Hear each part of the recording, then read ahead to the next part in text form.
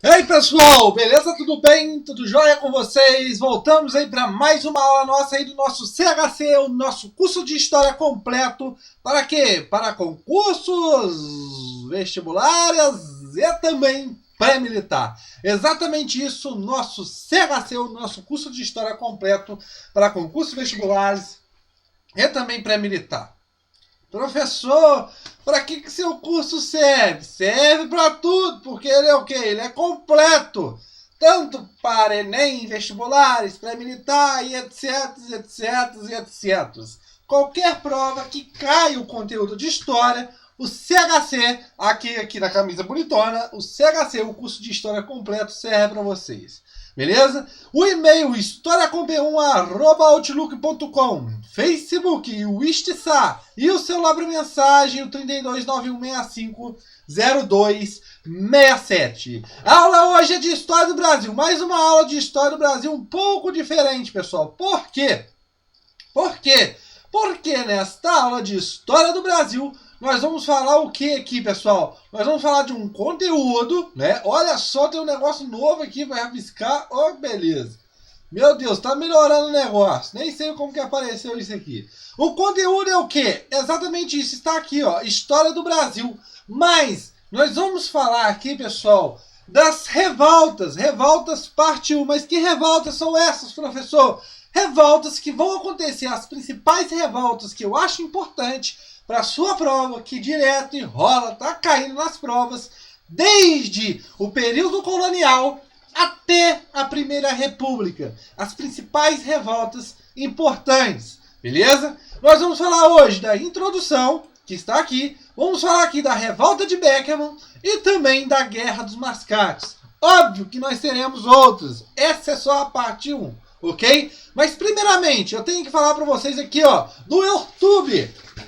Exatamente isso, para vocês entrarem aí no canal, o Istsattler, como está escrito aqui, você digita aqui em cima, Istsattler, ó, Istsattler, você vai lá, porta para pesquisar e vai aparecer o canal. Os inscritos estão aqui, obrigado a todos, mas você quer saber, porque, professor, eu estou assistindo essa aula que você compartilhou no Facebook, ou então eu estou assistindo essa aula pelo um grupo do Facebook. Aonde está essa aula no seu canal que eu tento procurar e não acho? Esta aula estará aqui, ó. Exatamente isso. Nesta playlist, quando você entrar no meu canal, por favor, digite playlists, onde aqui tem todas as playlists, todas as pastas de todas as aulas que eu já gravei, como resolução de exercícios, resumão Colégio Naval, história geral, resumão SPSEX, pulo do gato, que aqui está a sua aula, resumão ESA, meio ambiente com o professor Igor, sucesso danado, história do Brasil com mais de 104 aulas,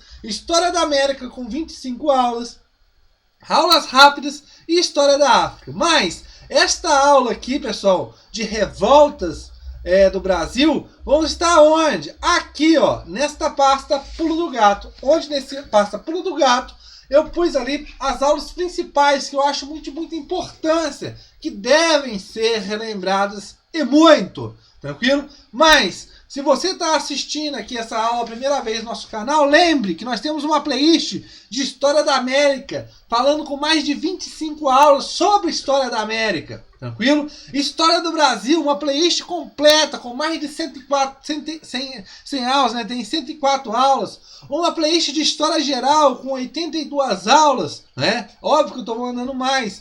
A resolução de exercício, né? Onde eu pego o exercício e resolvo ele, comento cada alternativo, resumão ao Colégio Naval, ESA, SPSEX, entre outros, que vou criar ainda. O meio ambiente com o professor Igor, tranquilo?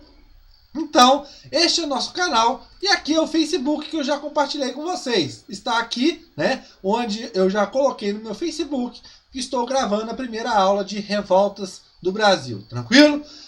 Então vamos lá, continuando aqui nessa coisinha aqui. Vamos falar de revoltas parte 1, introdução, revolta de Beckerman e Guerra dos Mascates. Ok, introdução, importante falarmos aqui da introdução. Vamos pôr aqui que o fim, né? Deixa eu só pôr aqui, o fim do século XVII, início aqui do século XVIII, nós vamos observar que que surgem as primeiras revoltas no Brasil, na América Portuguesa, né?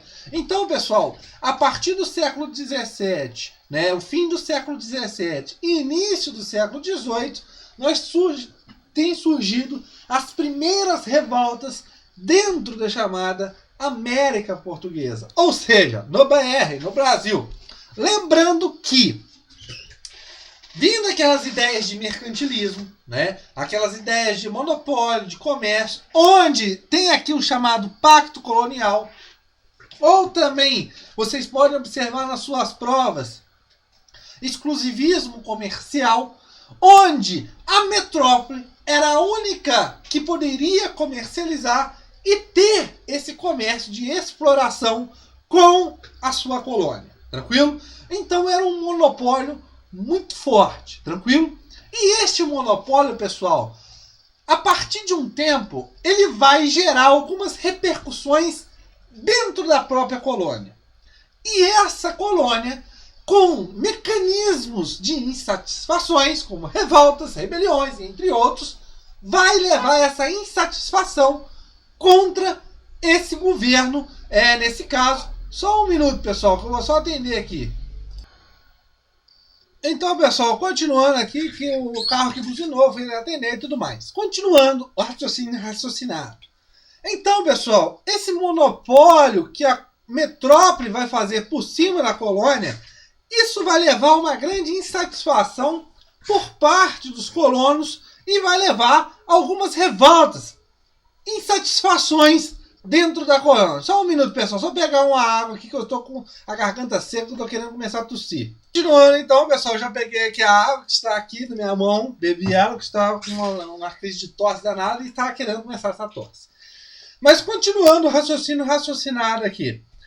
O que vai acontecer? Esse monopólio, pessoal, esse exclusivismo comercial por parte da metrópole, ele vai levar, e muito, insatisfações dentro da própria colônia. E essas insatisfações vão gerar através de revoltas, né? E muito se dá pela a nova política adotada pela metrópole após a restauração de 1640, onde você tem a criações de companhias de comércio e ainda mais o Conselho Ultramarinho, que tinha o quê? Um tribunal para controlar a administração colonial. O problema, pessoal, é que essas modificações na administração da metrópole sobre a colônia vai gerar essa insatisfação sobre esses colonos, né?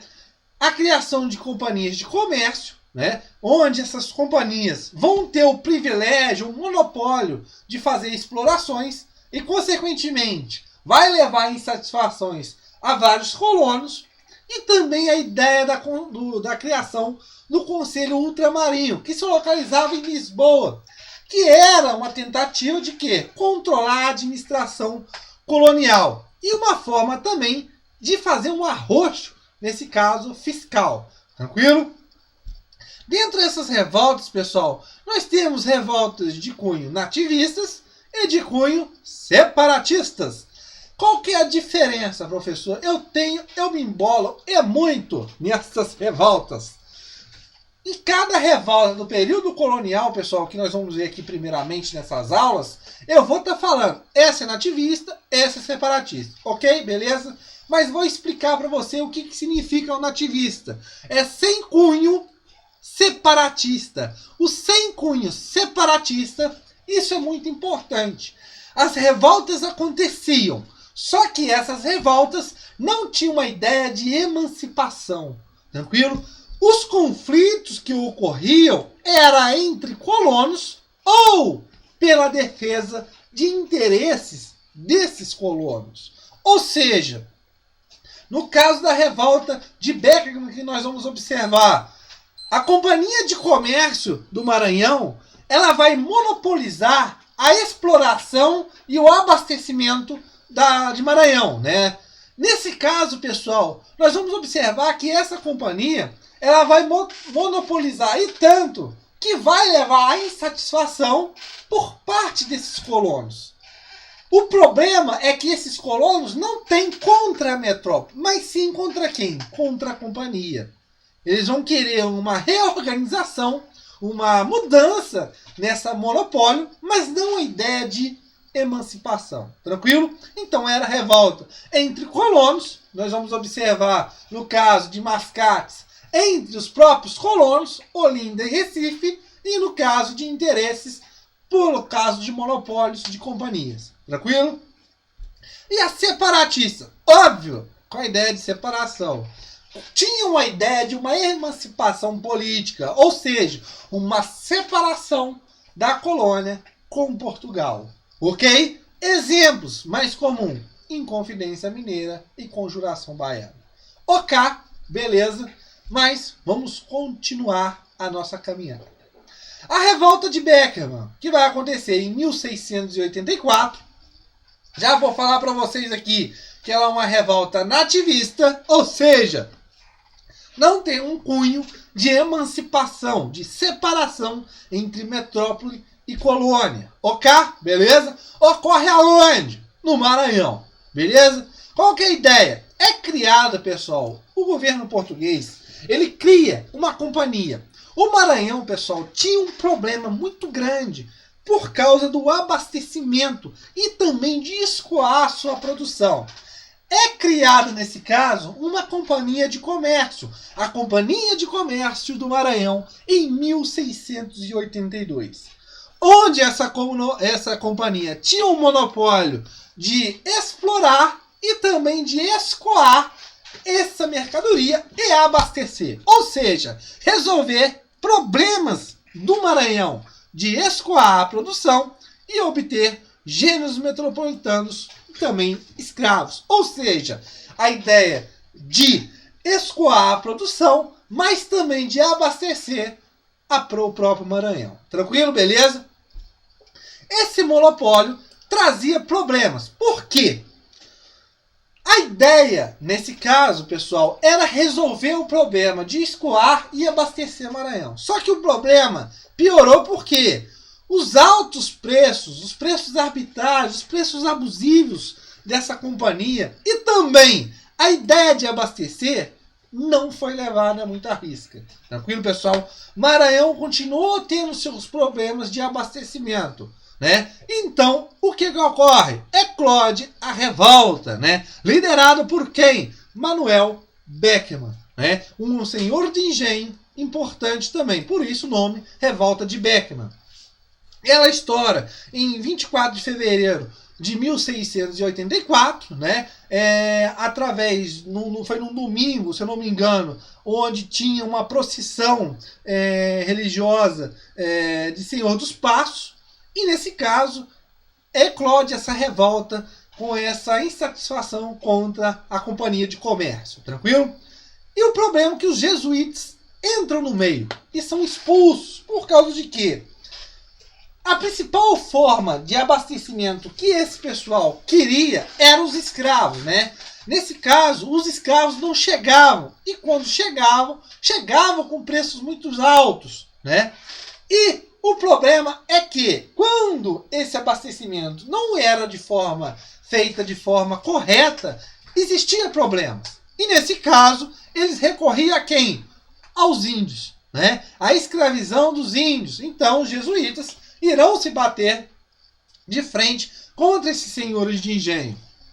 Tem uma frase muito interessante, pessoal, que eu vou ler aqui, de Beckerman, que ele vai dizer o seguinte: aos jesuítas e ao monopólio, a fim de que tenhamos as mãos livres contra o comércio e contra aos índios. Ou seja, eles queriam uma liberdade nesse comércio, né? Sair desse monopólio da Companhia de Comércio e também ter a liberdade da escravidão dos índios. Tranquilo? Eles vão saquear a Companhia de Comércio e vão organizar um governo local. Tranquilo? Qual que era o objetivo deles? Como já estou falando, queria o fim do monopólio da companhia e a relação de comércios mais justas. Tranquilo? Tomás Beckmann, que era irmão de Manuel Beckmann, é enviado a Lisboa para negociar esses termos. Só que lá ele é preso. E com ele, né, temos um problema ocorrendo nesse momento, né? Não é só uma rebelião que está acontecendo dentro do Brasil, né, nesse caso, mas é um problema maior ainda para a coroa portuguesa, porque é um problema externo. A própria França de Luís XIV, óbvio, se quisesse apoiar, se pedisse apoio dela, é óbvio que ela apoiaria. Tranquilo, pessoal? Então, a ideia de debelar essa revolta era um cunho também de mostrar o empenho português da coroa dentro do Brasil, da colônia, mas também uma forma também de impedir um avanço externo, um avanço francês dentro da colônia. Ok? Beleza? Então, o Tomás Beckmann é preso e junto com ele vem para o Brasil, num navio, Gomes de Feira de Andrade, aonde esse carinha era o responsável a ser o novo governador. A revolta, nesse caso, é debelada, pessoas são presas, exiladas, presas e entre outras coisas mais. Tranquilo? Beleza? Ok. Continuando, outra revolta, né, é a Guerra dos Mascates, que acontece em 1710, né? É onde uma revolta de cunho nativista, ou seja, não tinha uma ideia de separação, uma ideia de emancipação, ok? Ocorre aonde? Em Pernambuco. Entre quem? Entre os senhores de engenho e os de Olinda, os comerciantes de Olinda, os senhores de engenho de Olinda e os comerciantes de Recife, onde esses comerciantes, na maioria, eram portugueses. Lembrando, aqui nós temos interesses comerciais por causa da companhia de comércio. Aqui já é entre colonos, né? Também com a ideia de poder, de mandar, né? De influência dentro de Pernambuco. Óbvio que os senhores de engenhos de Olinda, eles tinham, né? Olinda era muito, a Câmara de Olinda era muito, vamos dizer assim, influenciada por esses senhores de engenho, que tinham o seu prestígio, mas, lembrando, com a invasão dos holandeses, com a saída e a expulsão dos holandeses, o que vai se observar? Vai se observar que os holandeses em Pernambuco, eles vão melhorar e muito algumas partes, principalmente beneficiando a parte do comércio com o porto de Recife, transformando Recife num centro administrativo muito importante, né? Então, Recife era ligado a Olinda. E o problema é esse. Olinda tinha o poder dos senhores de engenho e esses senhores de engenho não queriam essa liberdade de Recife. Tranquilo, pessoal? Continuando. Os comerciantes e holandeses. Como eu já falei para vocês, os holandeses no Brasil, eles fizeram com Recife, né, sendo um centro administrativo e desenvolveram Recife. Óbvio que esses comerciantes se localizavam em Recife, ok? Problemas. Recife ligado a Olinda. Como eu já falei para vocês, Recife era ligada a Olinda. Então quem mandava em Recife era a Câmara de Olinda. E Recife queria essa emancipação política. Então, você observa que Recife se desponta num setor comercial, através dos comerciantes, que eram denominados periodicamente de mascates, pelos holandenses, né, pelos senhores de engenho, e, principalmente, uma crise de açúcar, né, por causa da concorrência do açúcar antilhano, vai levar uma perca de poder desses senhores de engenho de Olinda. E também, eles também deviam e muito a esses comerciantes de Recife. Tranquilo? O problema de não pagar era muito grande pelo medo desses comerciantes. Tranquilo? De não receber. Ou seja, eram credores. Então, Recife queria o quê? Uma autonomia política administrativa que foi atendida pela coroa. E aí que pega. Por quê? Pegam em armas Olinda, né? Os senhores de engenho pegam em armas, reivindicando essas obtenções, esses ganhos administrativos políticos de Recife, né?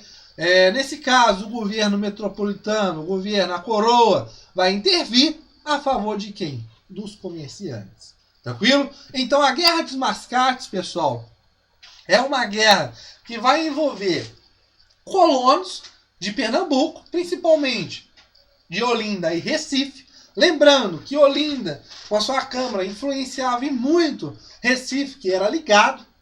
E esses comerciantes de Recife, por causa dessas melhorias dos holandeses, quando tiveram, eles ganharam prestígio, ganharam mais dinheiro, né? Ficaram mais importantes.